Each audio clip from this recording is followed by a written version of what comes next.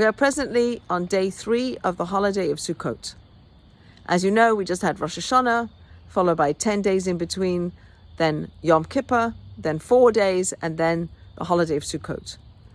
Rosh Hashanah is a time where we understand that God is both transcendent, running the world from above, and also immanent, running the world from close by, and that God is close to us, and that God is in relationship to us in a very loving way. We have 10 days to work on ourselves, to open up our hearts, to try to understand more and more and more about who we are and what that relationship with God is and what relationship with other people is, and try to work on ourselves to be better and better. And we get to Yom Kippur, where we understand it's a day of cleansing, where God says he'll forgive us for all the things that we've done that are wrong, that we shouldn't have done, that we've missed the mark. And then we moved into these booths, these Sukkot, that we build in our garden or in our driveway or wherever. We sit in our sukkah, and the sukkah is a divine hug. It's God saying, I'm with you and I want to be with you. And we walk out of our homes, our solid brick houses, and we sit outside in order to feel vulnerable, in order to understand that we're not in control, trying to work on our humility, trying to work on our appreciation for everything that we have, for understanding that there is joy in this holiday. The Sukkah holiday is a holiday of joy.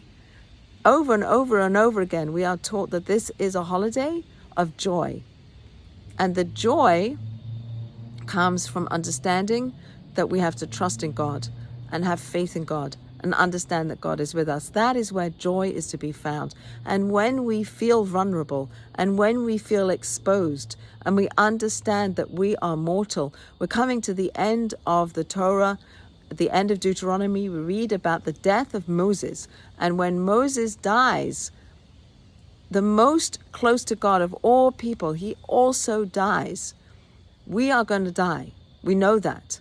And so in the face of that mortality, and in sitting in these Sukkot that are fragile and we recognize our mortality and our fragility, we are humbled. And we have a greater level of gratitude, and appreciation. We appreciate what we have. We have what we need. It says in the Ethics of the Fathers, who is rich? He who is happy with his lot. Am I happy with what I have? If I'm happy with what I have, then I will be rich. So let's work on that. We can be happy in the physical realm, but in the spiritual realm, we should always be striving for more connection, more love, more light, more giving, more godlike. All of these things we strive for. In the spiritual realm, keep striving. But we're rich when we're happy with what we have. And in the holiday of Sukkot, we recognize that.